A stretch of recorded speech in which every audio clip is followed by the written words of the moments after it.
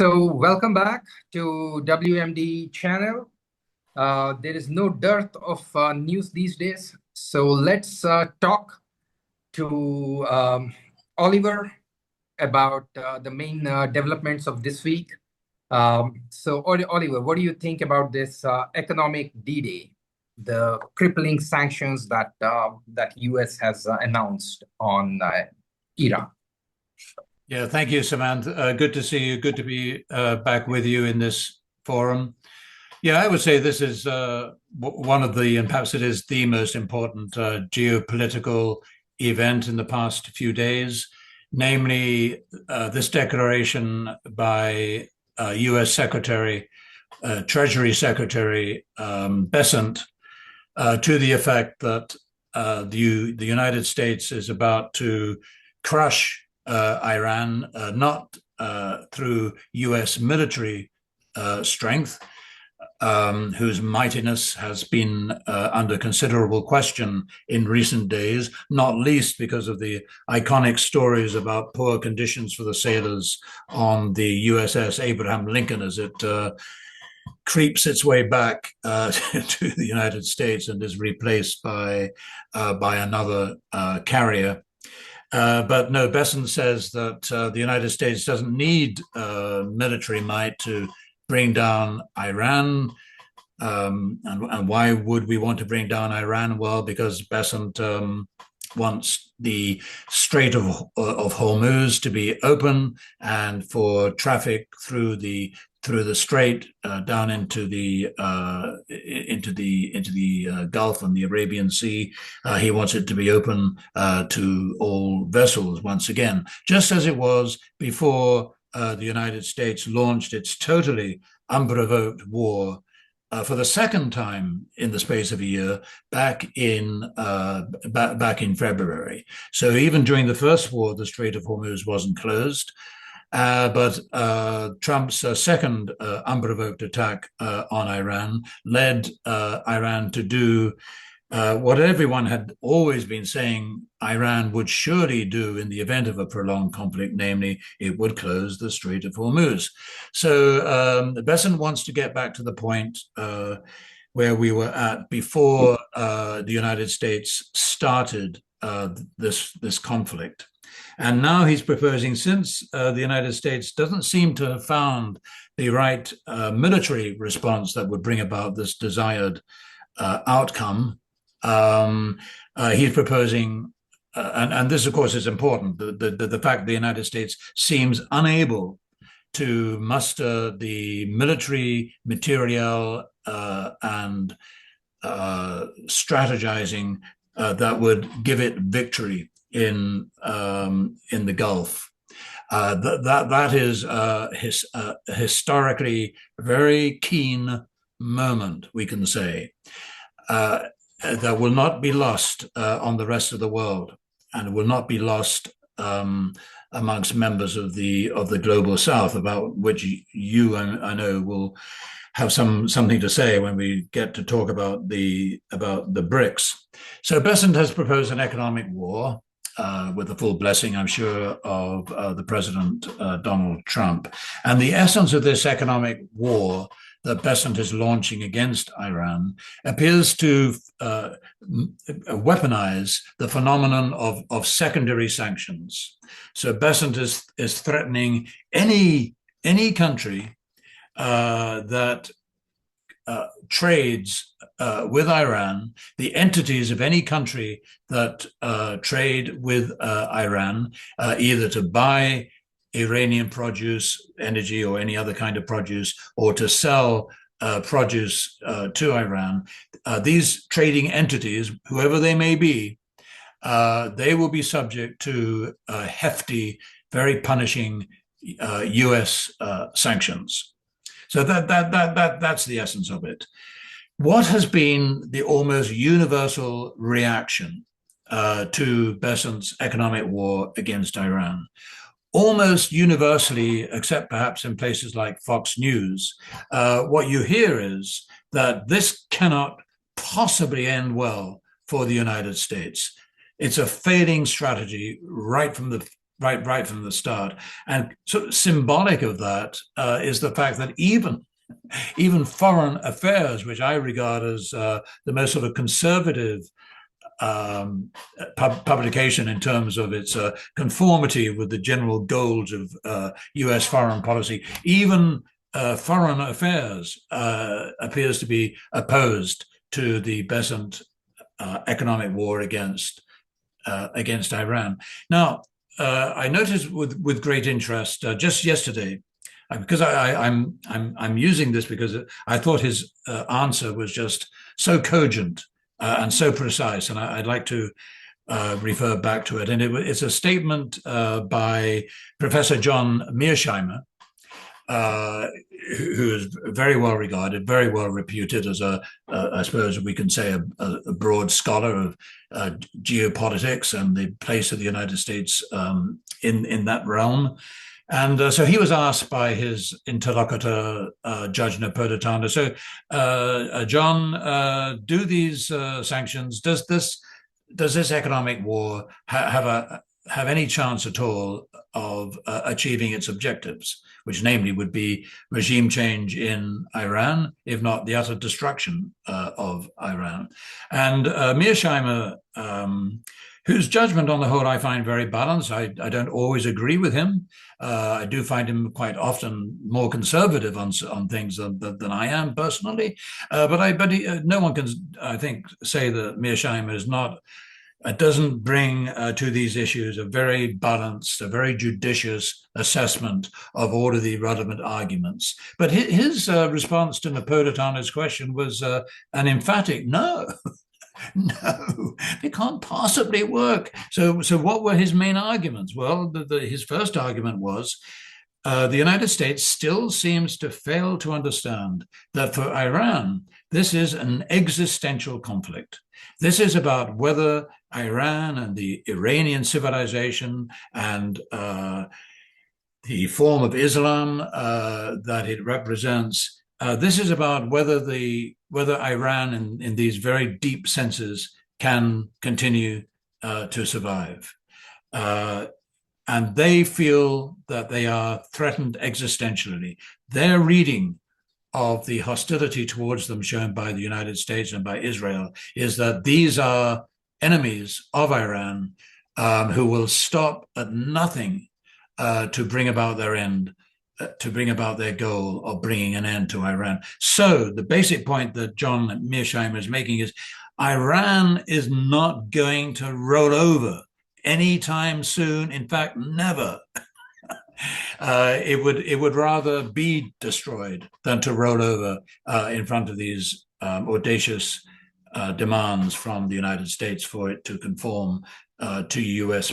policy objectives. So that was the first reason. The second reason, which actually I found even more compelling, the second main reason is simply that for this scheme to work, for the Besant scheme to work, well, it needs a lot of collaboration by a lot of nations. In fact, by practically all of the nations that currently do trade with Iran. And of course, as soon as you look at who these nations predominantly are, and you realize that, well, China is very close, if not actually number one, and also Russia, and you will know more about this than I, but I think India will not be too far down that list either.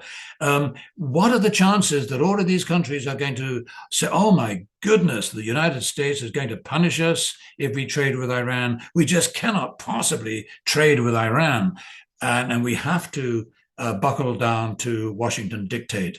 What are the chances of that happening really in the case of, they are zilch, they are nothing. There are no such chances. For China, for an entity, for a bank, for example, in China today to say, well, gee, we're really frightened of this threat from Washington, and we're just simply going to have to stop lending money to Iran or having any kind of financial deal. No. That is now actually breaking Chinese law. China is telling its business and its financial community, ignore Washington. They don't count. They don't matter.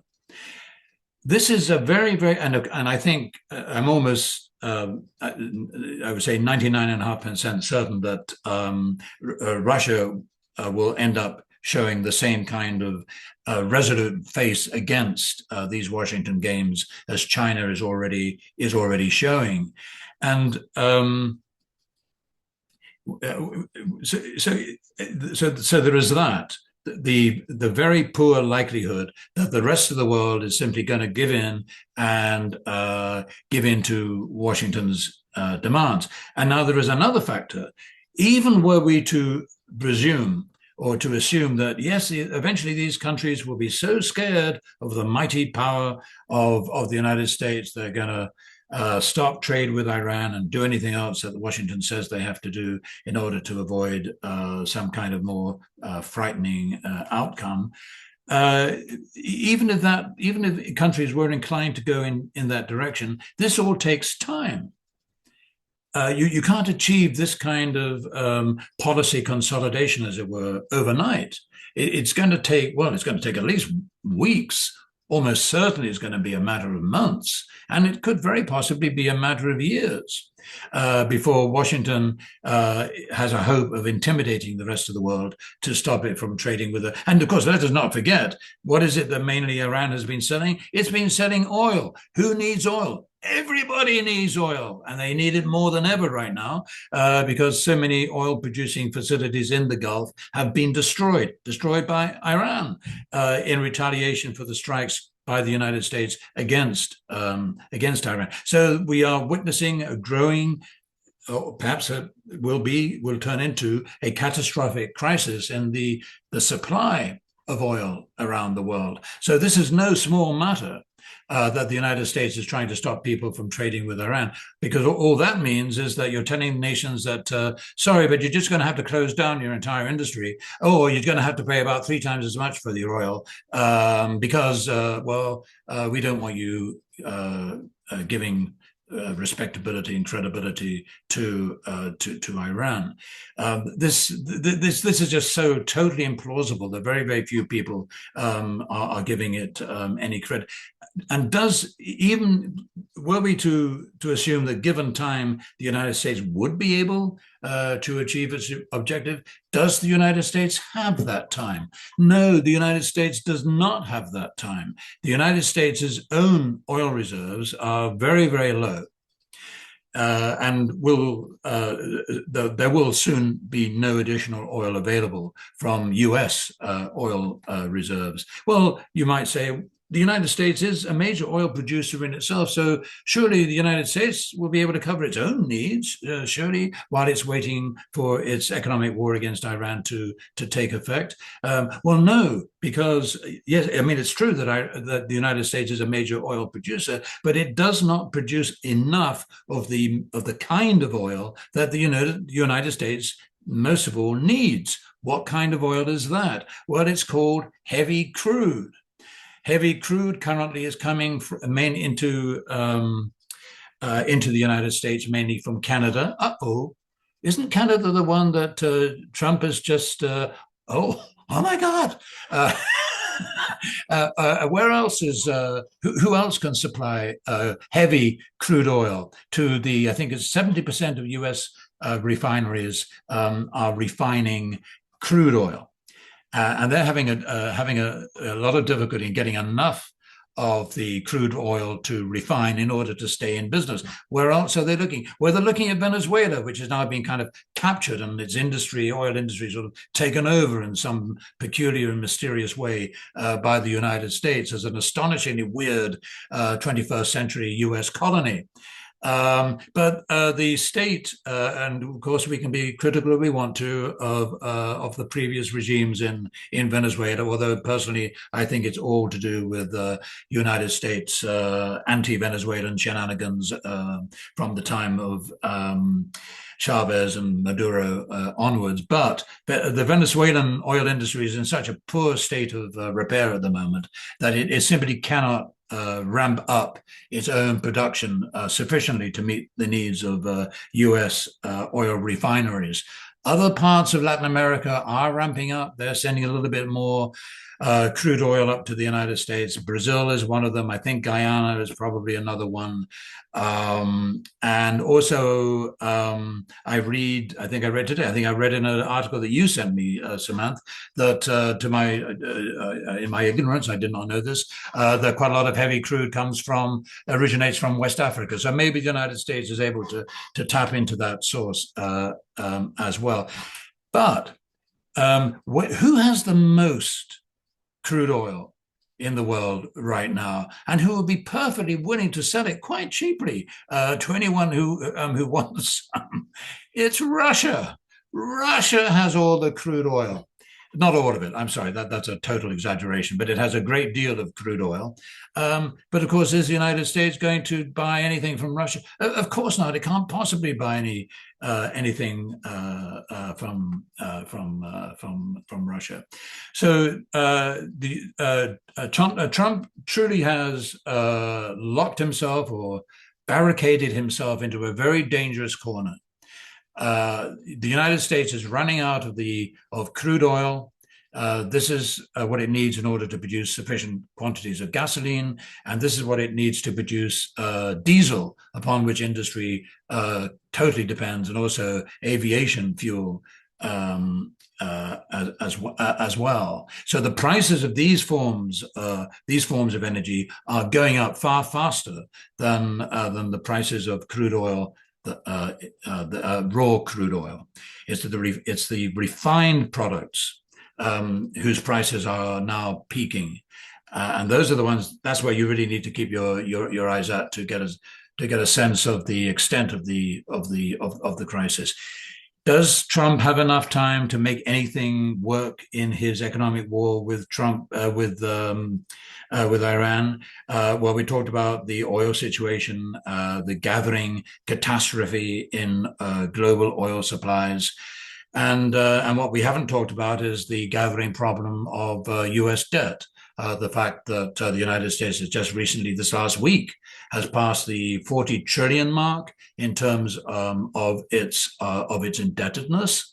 The yield on 30-year treasuries, which is what the mechanism that the United States uses to borrow money. And one of the reasons why it needs to borrow the money is simply to pay the interest on all of the other stuff that is borrowed in the past. So I think $1 trillion a year, $1 trillion a year is being spent on the United States in payment for previous loans. So the yields of 30-year treasuries are increasing. This then increases the cost to the United States of borrowing, and it means that the United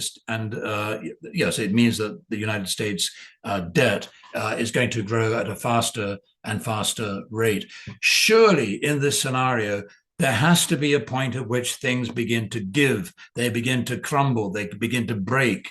It doesn't really require a genius capacity to have to think about that and to worry about that. So you might say, well, yeah, but surely the United States is the world's most powerful military, isn't it? And so if push comes to shove and the United States can't make its will felt in any other way, it's got its military machine. Well, that's what we all thought until Iran won. In effect, Iran won the war.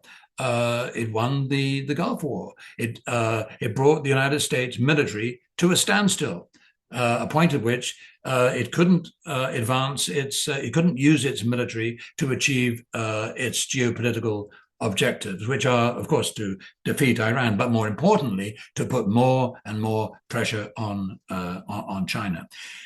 So when we look at the United States military, so we see, well, it's a lot less robust than we've been led to believe. One significant reason for why it is less robust is because of the power of the military industrial complex in the United States, which is so powerful, has such a monopoly of influence over the political establishment, that it can get away and does get away with economic murder. It charges a ridiculous amount of money for the slightest service that it provides to the foreign policy objectives of the United States. If you compare the value of the dollars that are spent, or let me put it a different way, what the US dollar can buy, one US dollar can buy from the US military industrial machine, is just peanuts compared to what a single dollar, an equivalent amount of money spent by either Russia or by China on its own production of weaponry. Both Russia and China have far tighter control over their own weapons manufacturers, not least because a lot of these manufacturers are part of the state machinery anyway. And from the point of view of defense, that is a pretty good situation to be in. In the United States, we are captured. The United States has been captured by a military-industrial complex of extreme capitalism, let us say. No one gives a fig about the United States. All they care about is corporate profitability. And the easiest way in a monopoly situation to get more profit is simply to charge more and produce the same amount. And if there's no significant competitiveness in the neighborhood, well, that's what you can do. That's what the system allows you to get away with. All the politicians fall for it because they get a lot of money from military industrial contractors towards their own re-elections, to their own campaigns. Perhaps they think that they're being virtuous by bringing money into their electoral districts and by providing jobs. No, of course, they're just contributing to the rapid decline of the United States of America. It wouldn't matter so much if that rapid decline seems to be operating in parallel with a rising recklessness and a very, very dangerous governing mentality whose purpose is to compensate for something that cannot be you cannot, at the end of the day, compensate for the fact that the United States is becoming weaker as a nation, that the United States has been captured by special interests, namely the military-industrial complex. That's certainly one of them. We can talk about APAC and others as well in other contexts. And that the United States political apparatus is almost without real value anymore, because no politicians have the guts to stand up and say what they really see and to campaign on that basis. The electorate, they talk to the electorate in coded language, which never says what it means. The electorate, therefore, of course, are totally confused, bewildered, and lacking in trust of their politicians, ripening the system for further fascist capture of the US political machine. I wish I could say it would ripen the United States in preparation for a sort of 1789 moment, but I don't see that. I don't see that. That doesn't seem to be anywhere near the horizon. That is to say, a revolution in favor of rationality, and that, in the meantime, would avoid being captured in turn by a Napoleonic figure. I will leave it at that moment. Samantha. Yeah.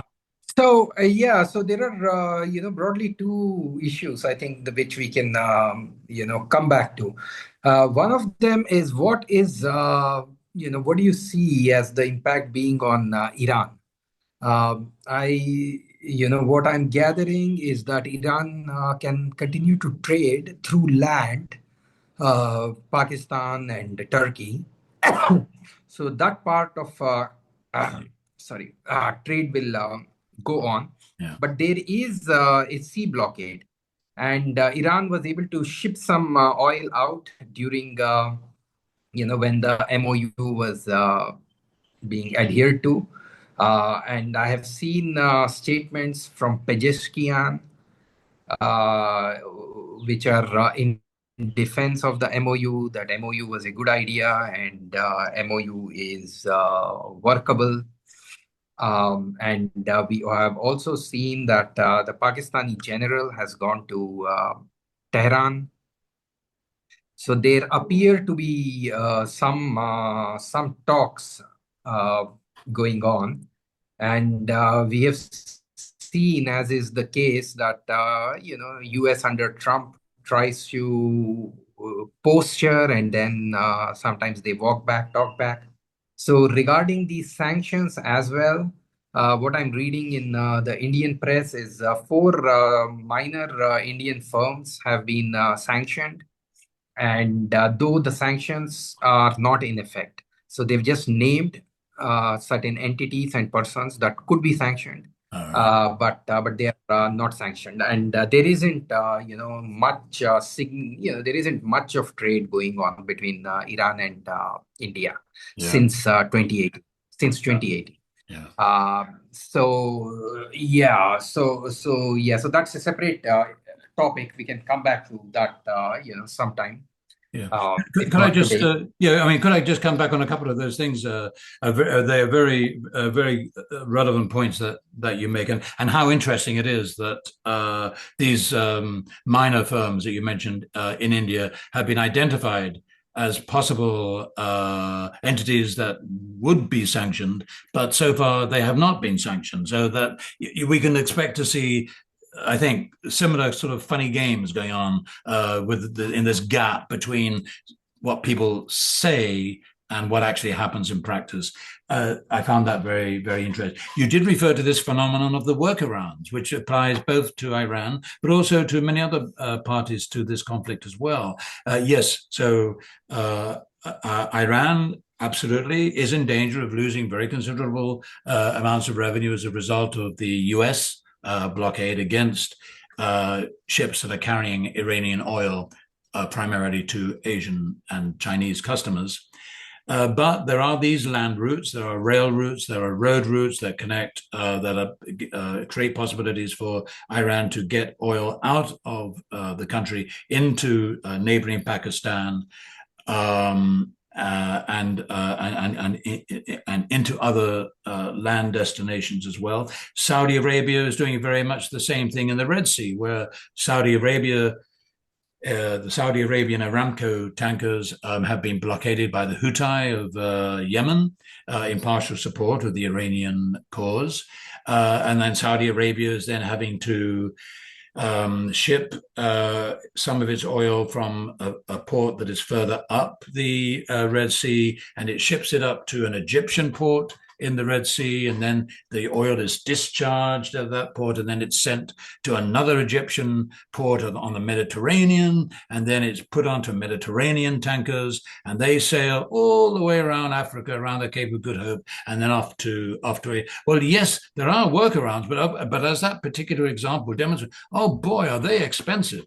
I guess the crucial thing is, well, are Iranian workarounds, are they going to be any better, any more convincing, any more robust than any of the other workarounds that some of its Gulf, I won't say allies, Gulf enemies are also experimenting? We don't honestly know, but one thing we do know about Iran is its capacity for suffering, which is way more, I would suggest, than the US capacity for suffering.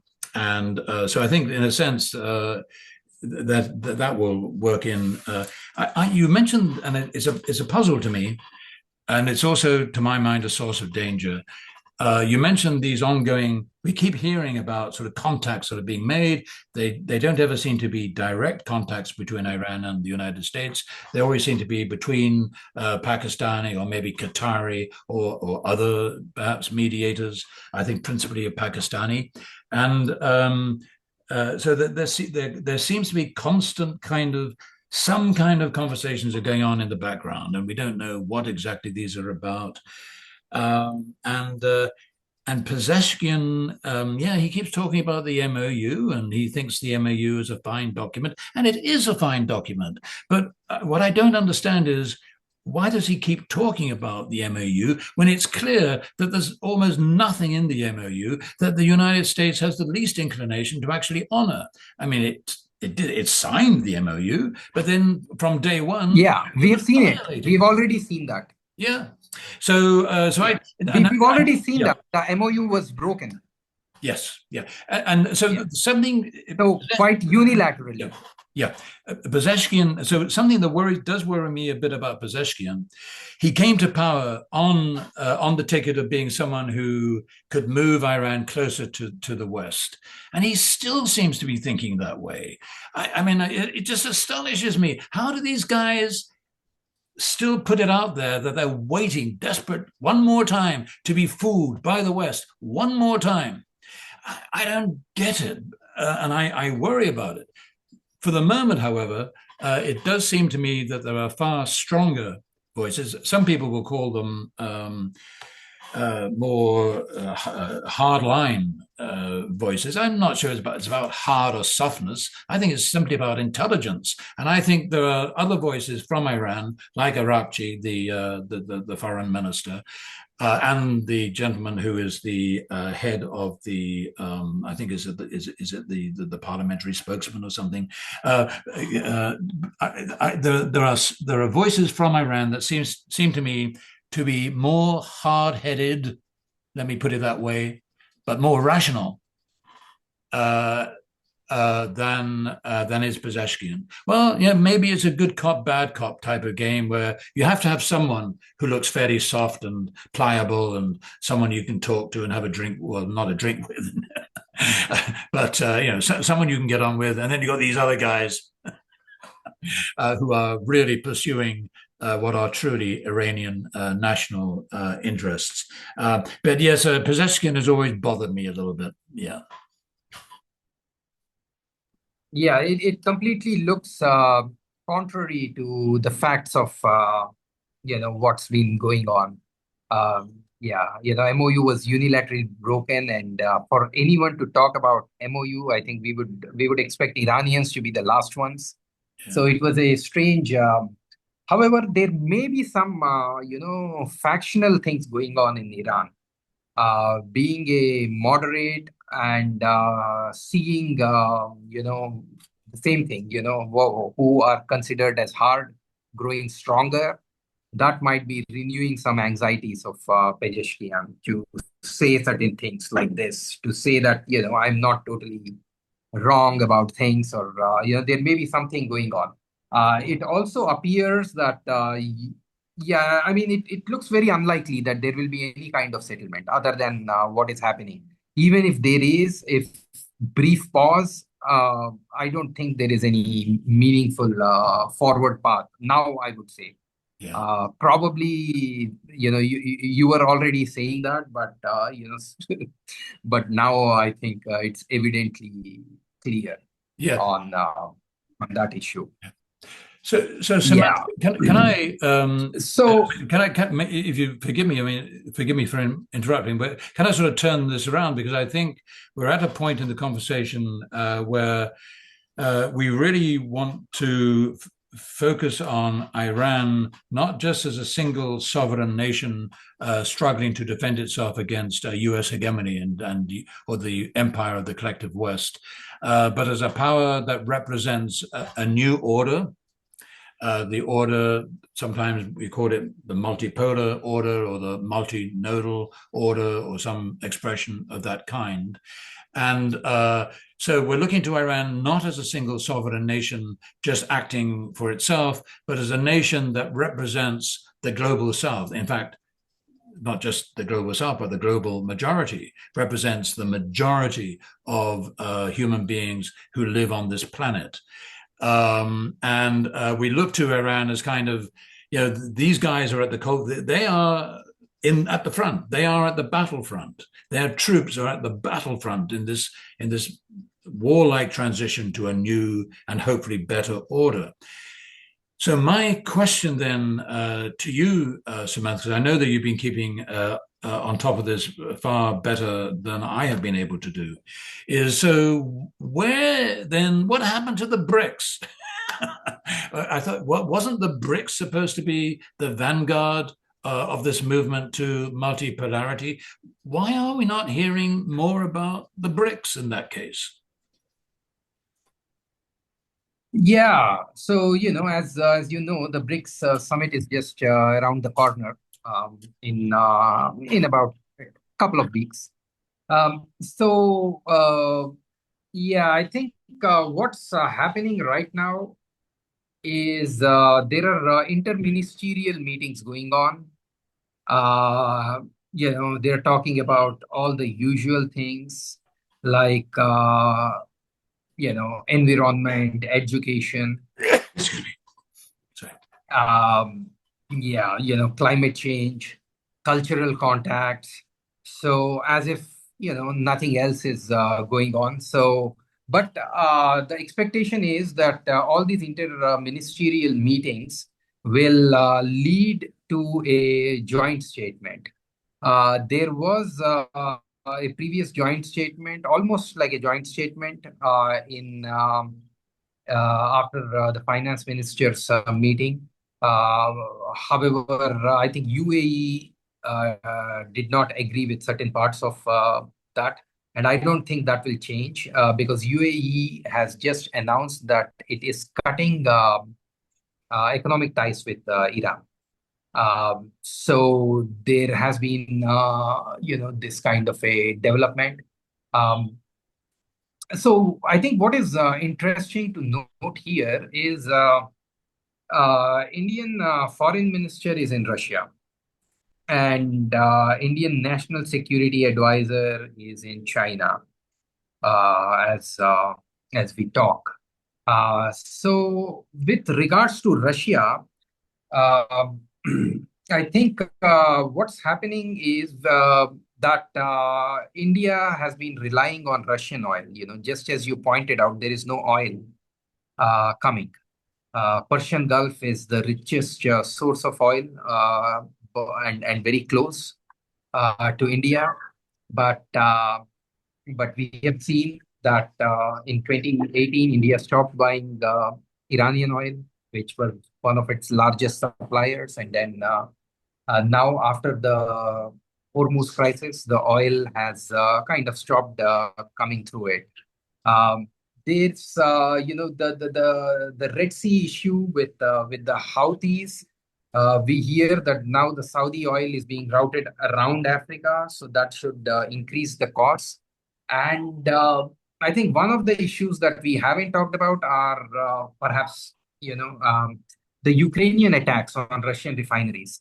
So what's happened is that last month India bought 2.6 million barrels per day from Russia alone. So India uses, around 4.5 to 5 million barrels a day. So yeah, by the estimates say it was buying about 55% from Russia alone.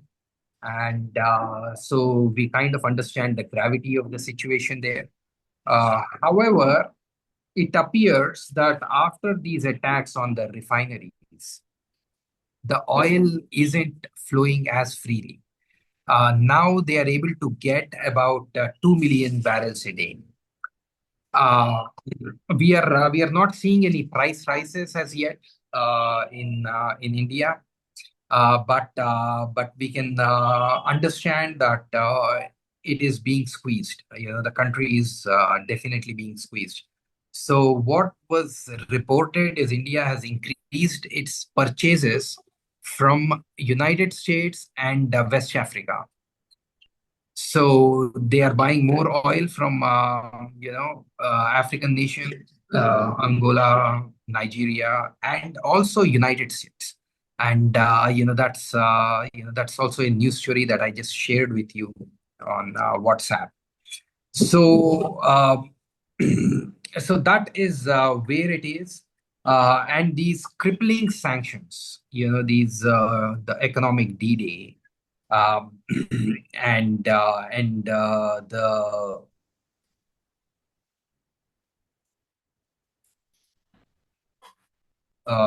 Lindsey Graham's that they are proposing to hit Russia with should be on on the minds of Indians when they discuss the issue with Russia. So I think that is one of the reasons why foreign minister has had to go there, because otherwise I guess there was an SCO summit coming up next week and there was a BRICS summit, but these are like really expedient times, so they are running around.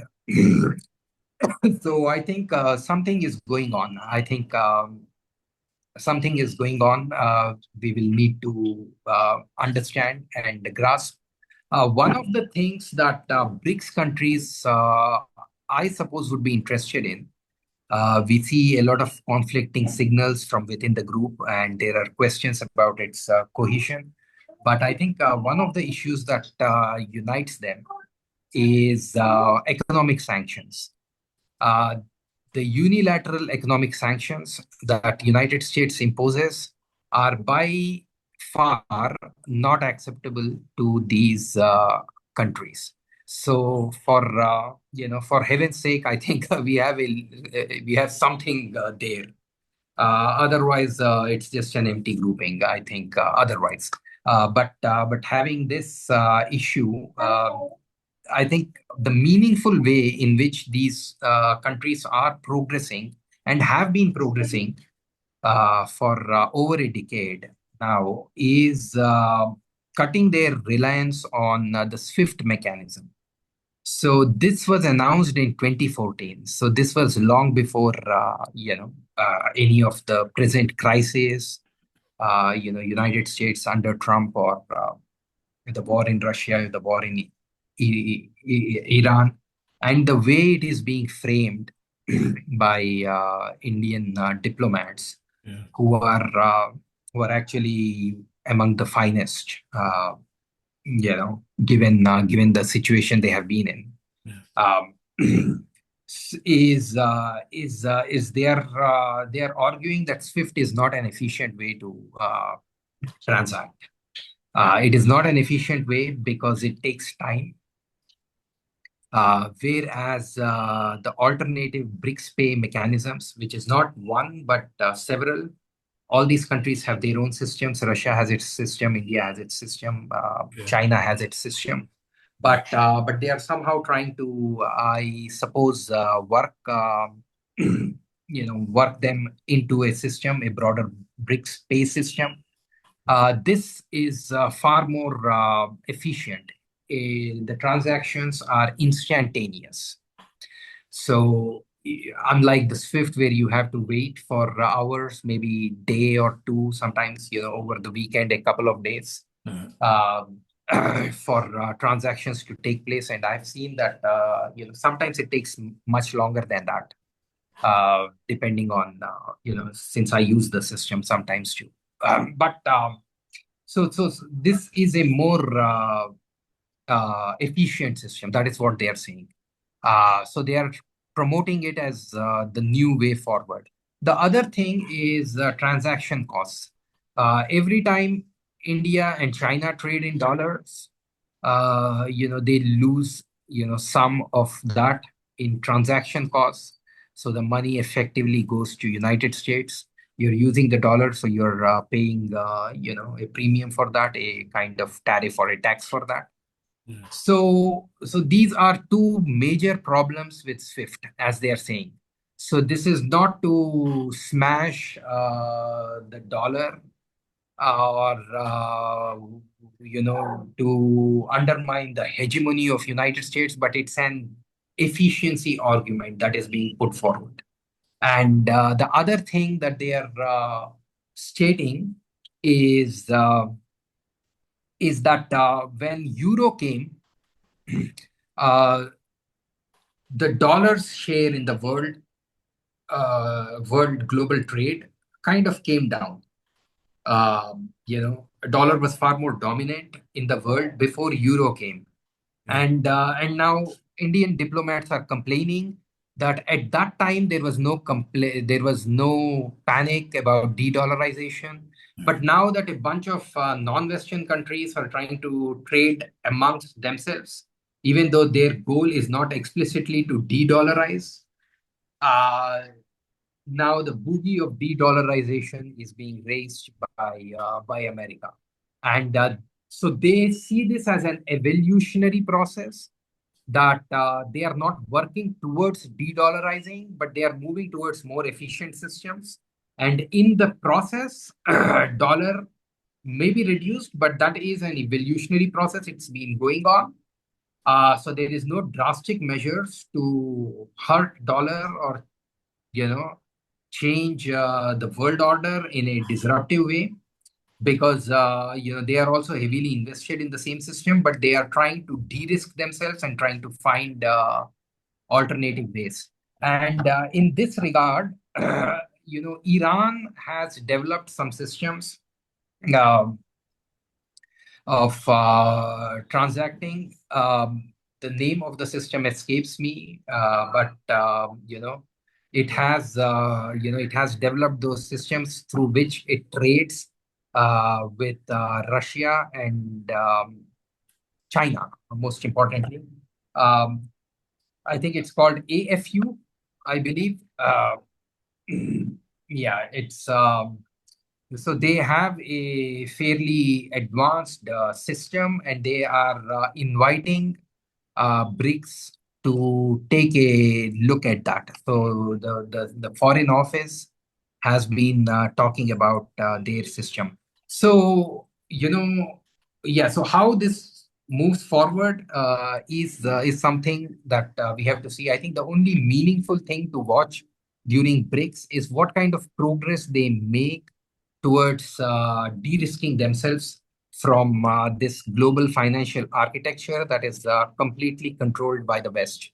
And it is clearly hurting this group of nations. And they have a lot of partners. Now, a lot of talk in India,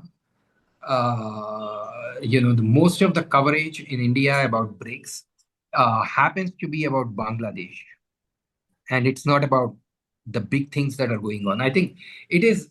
I don't know. It's really strange that in the initial days of the war, we saw a lot of movement in the media about this war, and now we see. Uh, I think partly because the prices have not increased, oil prices have not increased, and for that, I think Indian government did do some effective machinations, but we don't know how far that will go. But somehow, yeah, that issue is not being discussed in the media. Even when you're talking about BRICS, it's about joining Bangladesh. Bangladesh has been invited to come to BRICS, and it hasn't confirmed its participation because Sheikh Hasina is in India. They want her to be extradited, but she's anyways going back in December. So there is this tension between the new government, which is significantly anti-India, though not quite as anti-India as the Yunus regime was. But it is also using those anti-India tropes. So that is somehow consuming the attention. And if Bangladesh would join the Mecca Pact, I think they are in talks to join the so-called Islamic NATO, and that India would not like.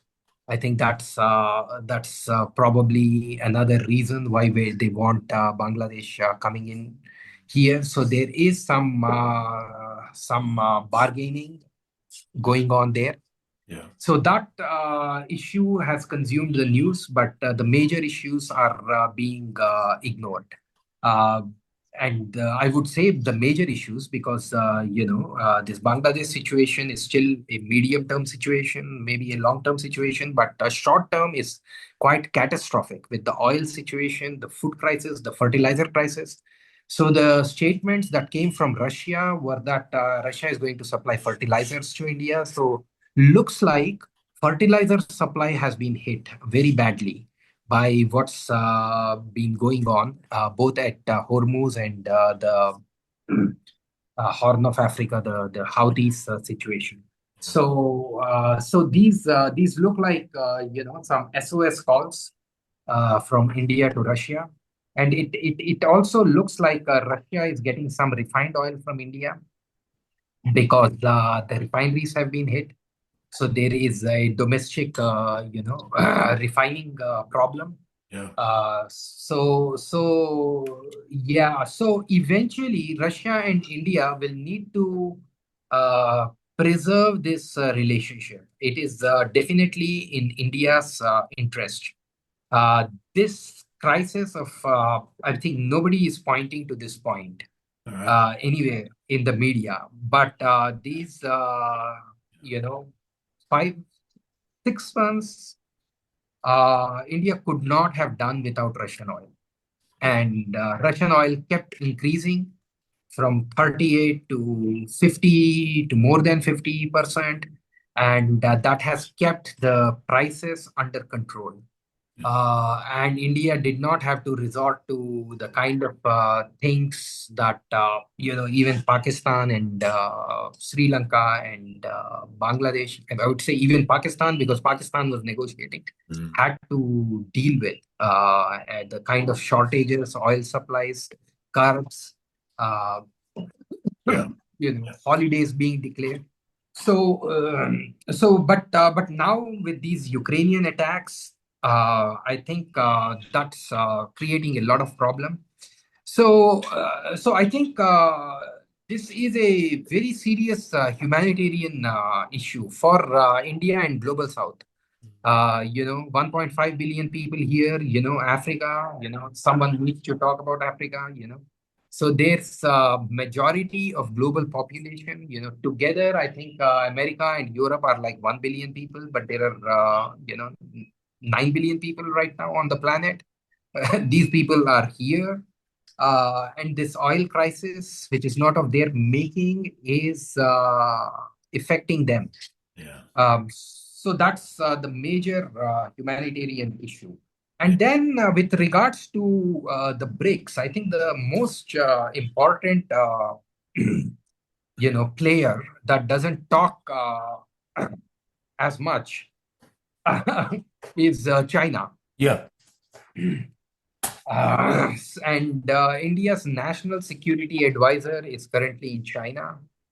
Uh, and there's so India-China relations are very tricky relations. Uh, there is a border, there is an unresolved border.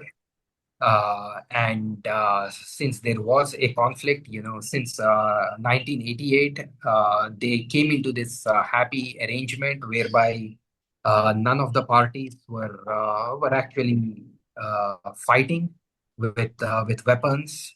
But since 2020, that changed. So the border issue, we will have to spend time on that, sometime, some other time. uh, let's see when we can do that. But the talks are about the border mechanism, uh, border talks mechanism. So this is the 25th round of talks. No breakthrough. I don't think there will be any breakthroughs, but basically they are trying to manage the conflict. Yes. And so they are trying to manage the conflict while economic ties grow, because China is India's largest trading partner. So it's not United States, it's China, which is the largest trading partner. Yeah.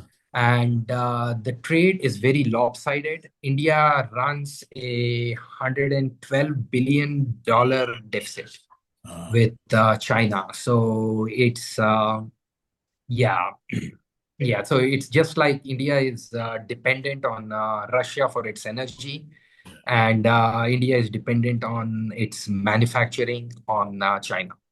And if you see, so, I mean, Trump administration throws so many things that it's kind of hard to catch them. But if you see, they have put India in the list of the top countries which are involved in transshipment scam, which are buying from China and selling to United States.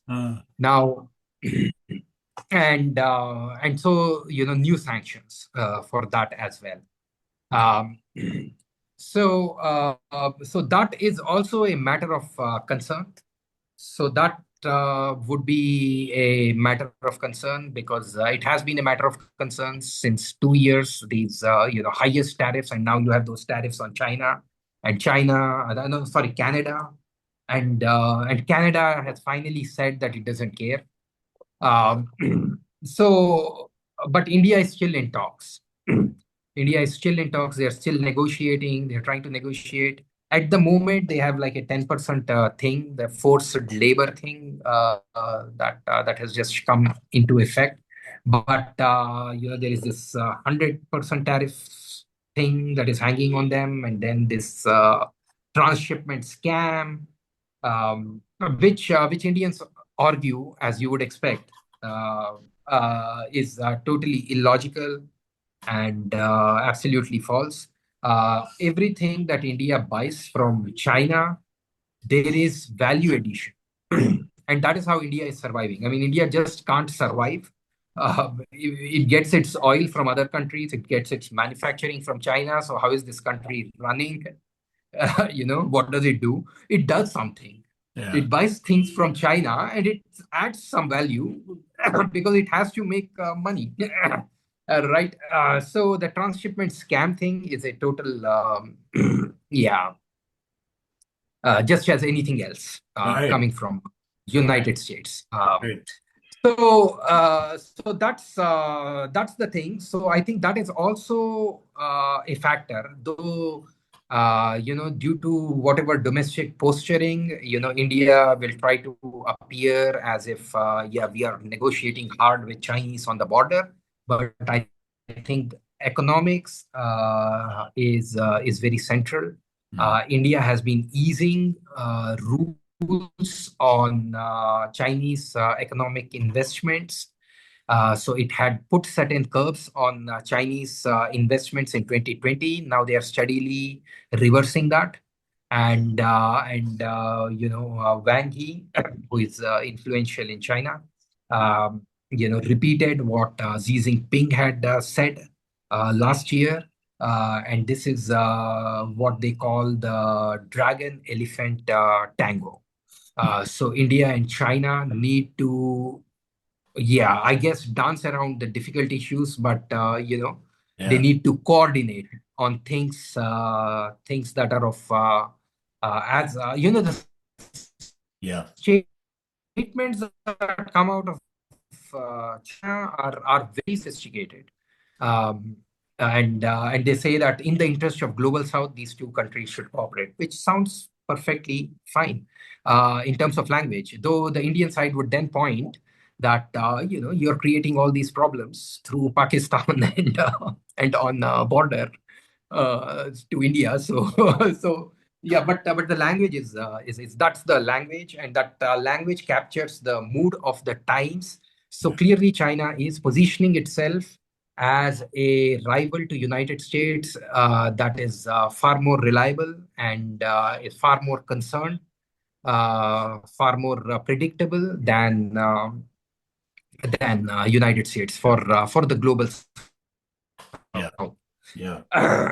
So these are some developments, but again, as is now very common with Indian foreign policy over past few years, particularly under Modi, is is the hedging, the constant hedging, and somehow India, I think, has taken the lessons from the Arab monarchies, which seem to be constantly hedging and building ties with everyone all the time. And that somehow is the model of yeah, but also maybe it points to the class nature of traders that are dominating politics. So in the tradition of classic hedging, which also right now works.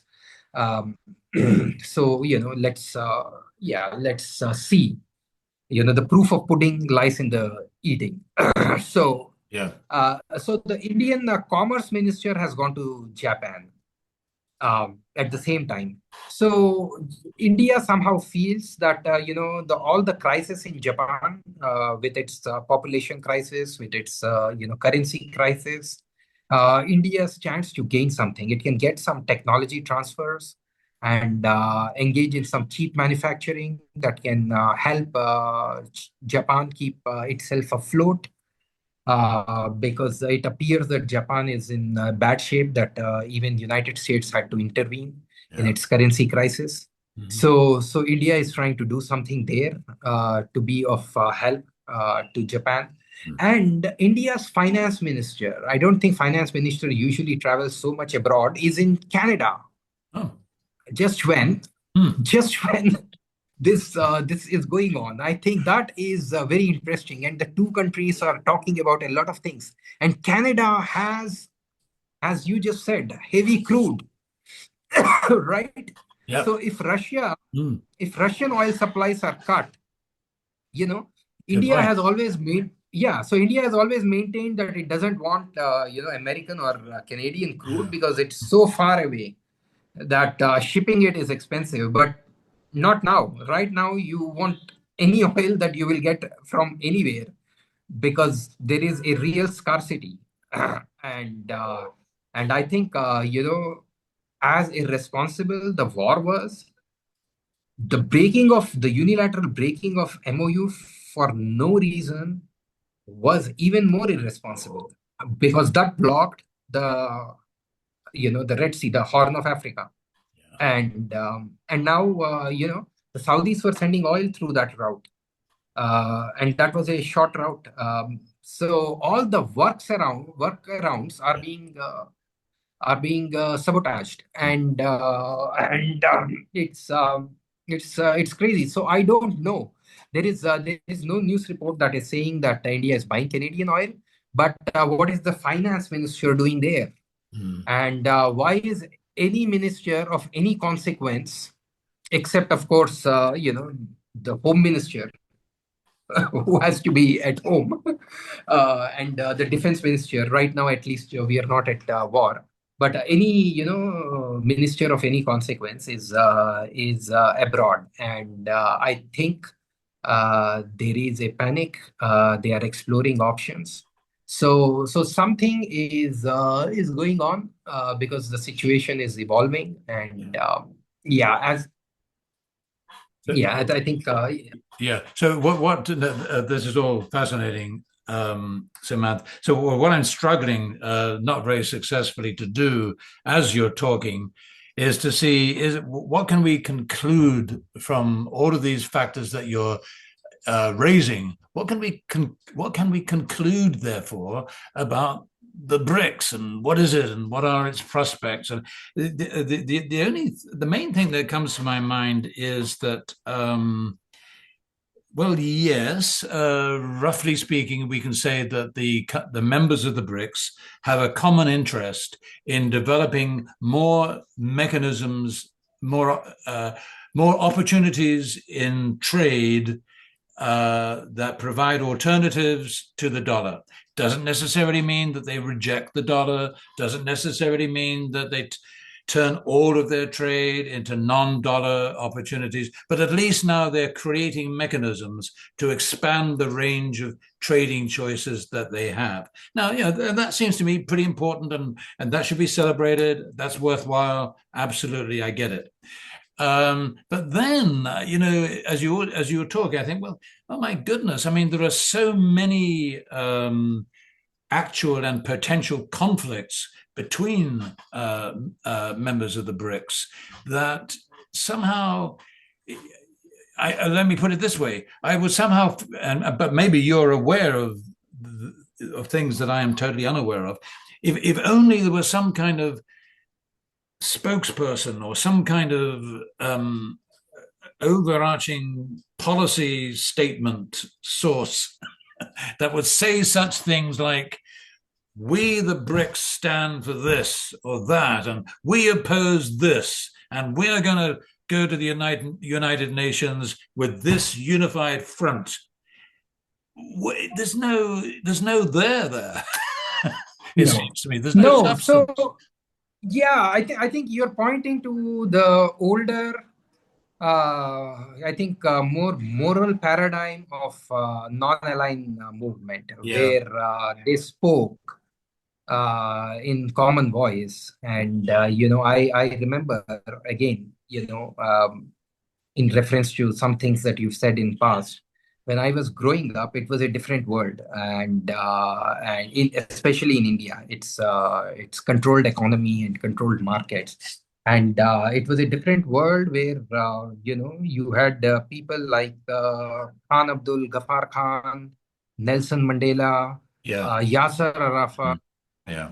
who were celebrated as great friends. Mm. And America, no, not a friend. And that was a different world. And, communists were in power in a couple of states, and they were not they were not, they were in a happy alignment in some ways Mm. with the ruling Congress dispensation. And Fidel Castro was also a hero Mm. in in India.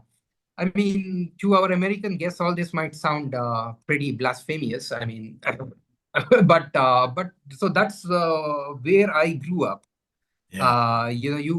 The picture of Indira Gandhi hugging Fidel Castro was circulating in media, and Indira Gandhi, when she went to meet Nixon, she refused to shake hands, and she said that it's not culturally appropriate. Yeah. But you have pictures of Indira Gandhi hugging Fidel Castro. So, and I must also tell you that the some kind of declassified documents show Nixon making really crass sexist remarks about Indian women in general. So being an Indian woman, she knew this guy. Yeah. You know, so she knew who she could, you know, Oh but my that's a God. different issue. But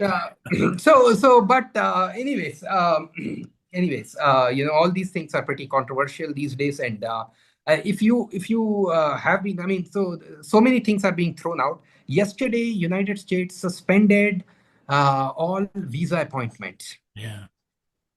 around the world. I mean, uh, you know, people book visa appointments and then they travel because they take a short leave to come for the visa appointment, get their stamping, and now those people are indefinitely stuck here. This has also happened last year,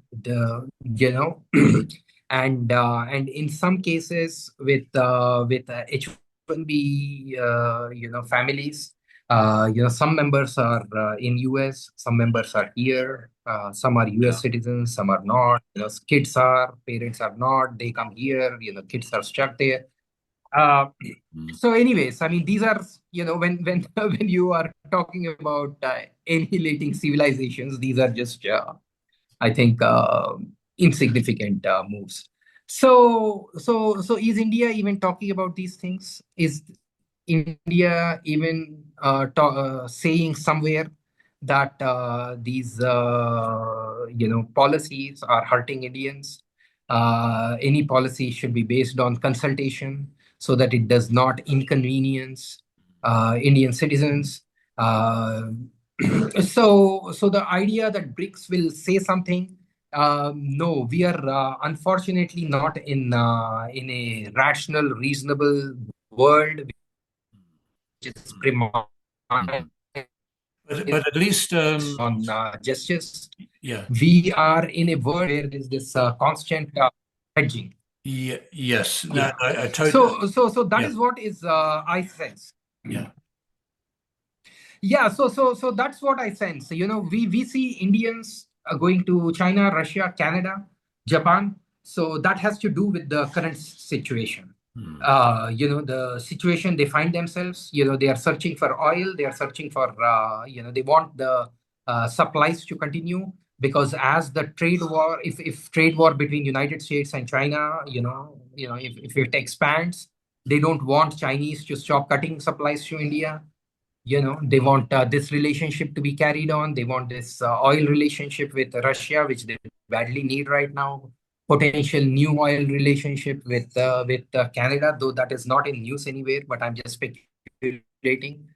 Um, so there is no unified vision. But I think if people have any common sense, if they have any common sense, which also is in doubt these days, uh, it's a stated goal of BRICS to de-risk themselves from the SWIFT and dollar payment mechanisms. So they will work towards that goal, Yeah. and they will yeah, they will not, because all kinds of things are being said. I think some people are hoping that Donald Trump will wake up. I mean, I'm saying that some people in India are hoping that Donald Trump will wake up on the other side of the bed tomorrow morning and say, all this that I'm doing is wrong. I'm going to redo everything. Uh, so that is not going to happen, and yeah, yeah. Hmm. Okay, well, thank you, Samantha. I'm inclined to leave it there if you agree. I think we've given a pretty good you've given a pretty good account of where the BRICS is, or rather where the BRICS isn't. uh, and yet we kind of have to keep looking at it, I feel, because of the power of China, the fact that significant members of the BRICS, of course, China and Russia in particular, are major energy producers. The UAE still is in the BRICS, I think, although maybe it is now Yes, yeah. out. But of course, that is a significant oil producer as well. But it is now in deep hostility to another member of the BRICS, namely Iran. Uh, but you also spoke, and this was interesting. You talked about the humanitarian elements to this, and I could see it's not a hopeless picture. You can see, as you said, that Russia is actually making meaningful steps to help make up for the disruption of grain supply to some countries of the global south, which is the result of the war with Ukraine. You see that China, from time to time, makes meaningful steps to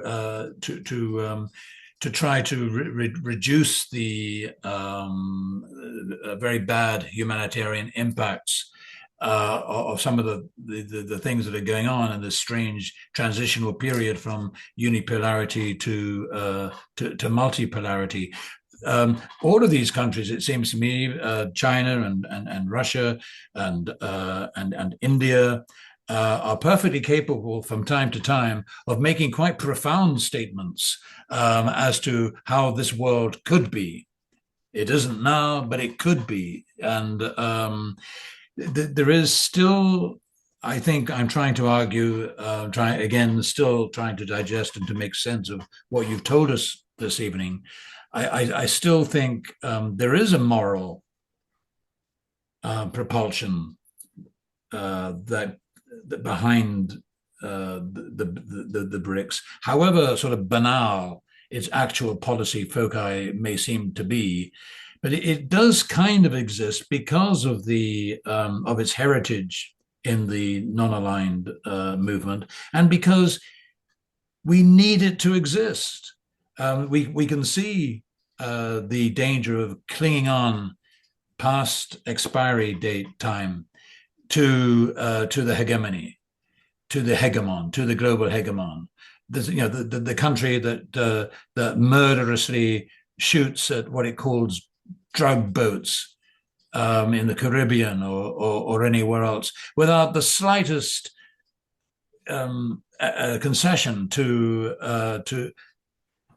the moral outrage that practically all human beings on this planet must feel when they read these kind of stories. We can see that this is a hegemon that was stupid enough to elect a very stupid president who has surrounded himself by a bunch of very stupid people. I don't care what universities they claim to have been at. They're clearly totally inferior intellectual products because these are the kind of products that have come from these elite institute. Who in their right mind wants to hang on to this grotesque this grotesque monstrosity and moral aberration? No one. We need something else. And hey, our bar is no longer very high. It's not very high. Yeah. You know what I mean? Yeah.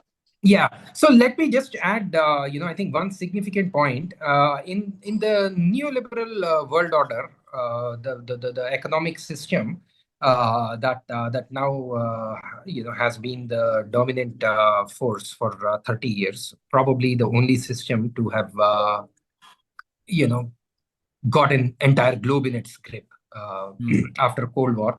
So actually, what's happening with India is it runs deficits with, as I said, with China and Russia, and also with BRICS. So the intra-BRICS trade is important to India, but it's a loss-making venture.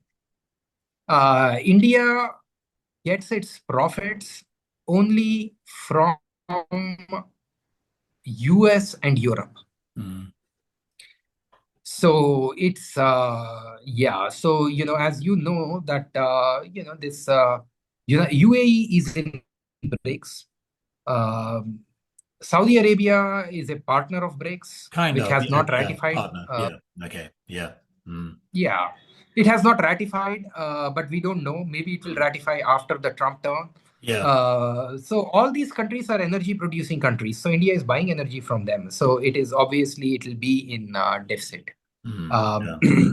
so yeah, I think You so. mentioned, So that's sorry, Samantha, you mentioned a little while ago, you did mention the new Mecca alliance. And I believe, did you say that Bangladesh might conceivably be invited into that alliance at some point? Now, I also noticed with interest just the other day, and I think this was a credible report, that some kind of opening has been made by the Mecca alliance to Iran. yeah. And Iran at the moment it seems to be kind of thinking about it, if you will. It hasn't rejected it, but I think they're intrigued by the thought that there might be some kind of a unity possible here. But then again, I wonder what you're making of this, because we got the formation of this quite powerful looking alliance between Saudi Arabia, Turkey, Pakistan. Who knows? Maybe Iran. Who knows? Maybe Bangladesh. Who knows? Maybe somebody else. But again, where does it sit in relation to the BRICS? Where does it sit in relation? Is this too old fashioned even to bother mentioning the United Nations? It's a curiously disorganized, dystopian, emerging new order, isn't it? When the obvious connections are simply Yeah, not being they made. have. Yeah, Yeah, they have made a chart. They have made a chart. We have to see how it evolves. There are definitely anxieties. I think there are a few countries which will feel anxious. Israel definitely. yeah, It does appear like an anti-Israel alliance. Uh, Iran maybe to some extent because Saudis are waging a war on Houthis. So and that is why they entered the alliance. They want Pakistani troops to fight Houthis. So the three countries have conflicting interests. Yeah. Pakistan is not looking to engage in a war with Iran, but Saudi wants protection, or Saudi wants to continue its aggression on Yemen, Mm. right? So that's a contradiction, Mm. and we are not seeing that kind of each of them jumping in to protect others. They are saying that they will jump in, but not. So Iran is not perfectly aligned with the group, I would say. And interestingly, UAE over the past few years, and this is something that UAE maybe they will reconsider, but their growing alliance with Israel is really putting them in a tough spot with the Makkah alliance as well. Otherwise, so that's one. Yeah, United States, because I think eventually this will lead to some kind of scaling down of US bases, which I think the countries don't want now. Now it's a liability rather than a guarantee. And then India, because any alliance that Pakistan will enter, it will use it against India. Yeah. Mm. And what happens if Pakistan is emboldened? On the Independence Day, there was a major, terror. There was a major terror plot that was prevented. Yeah. 14 cities. There were, Pakistani intelligence was planning to, uh, create blasts in 14 cities using some, yeah, gangsters. Uh, and given the posture of the current Indian government that any act there will be a retaliation, what happens to that? Because India understands that Turkey and China are suppliers of Chinese, the Pakistani weapons. So they have figured that in. But Saudi is not a enemy nation. It is a major oil supplier, Mm. considered to be a friend, and and Saudis are also kind of reassuring that this is not an anti-India pact.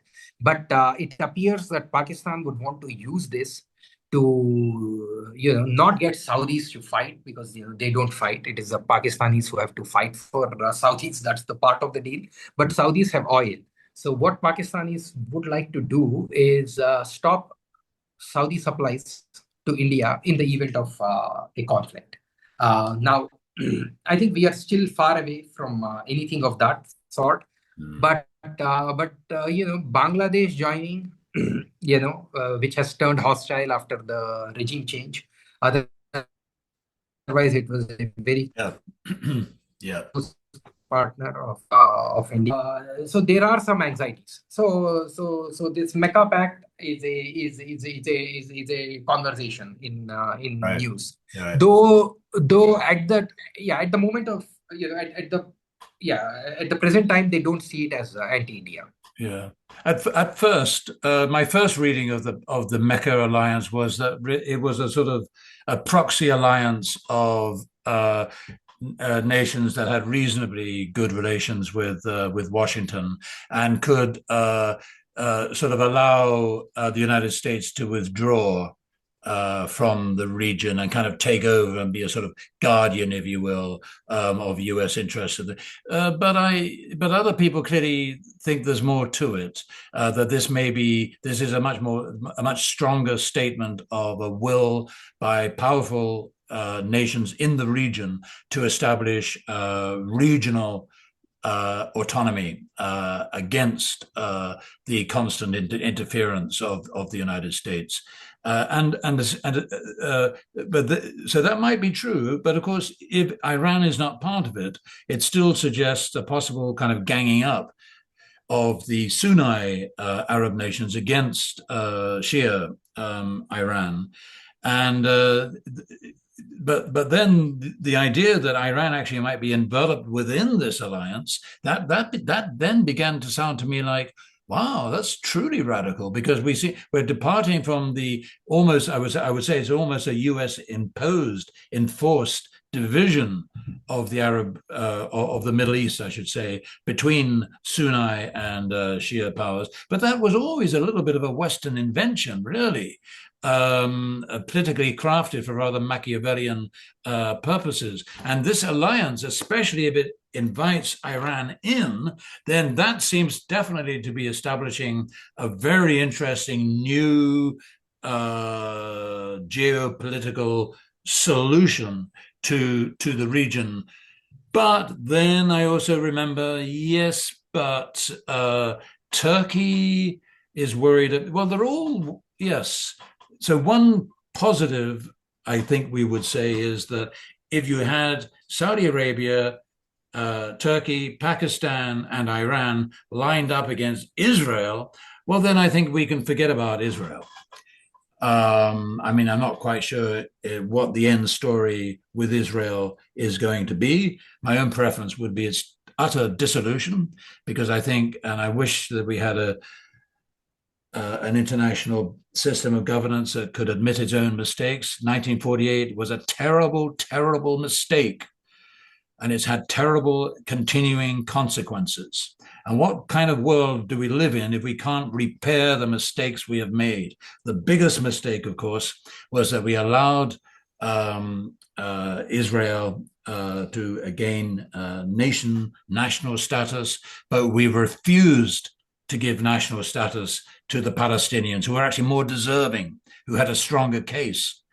And look at the trouble that this has caused over the past, well, as long as I've been alive, over the past 70 to 80 years. I'm going a bit off on a tangent, but I do see this alliance that it has the potential for really and finally putting Israel at least in its place, at least beating it back from southern Lebanon and from southern Syria, and holding Israel accountable for its gross violations of every kind of law in its mistreatment and its abuse of the Palestinians of Gaza, and now increasingly gets worse every single day.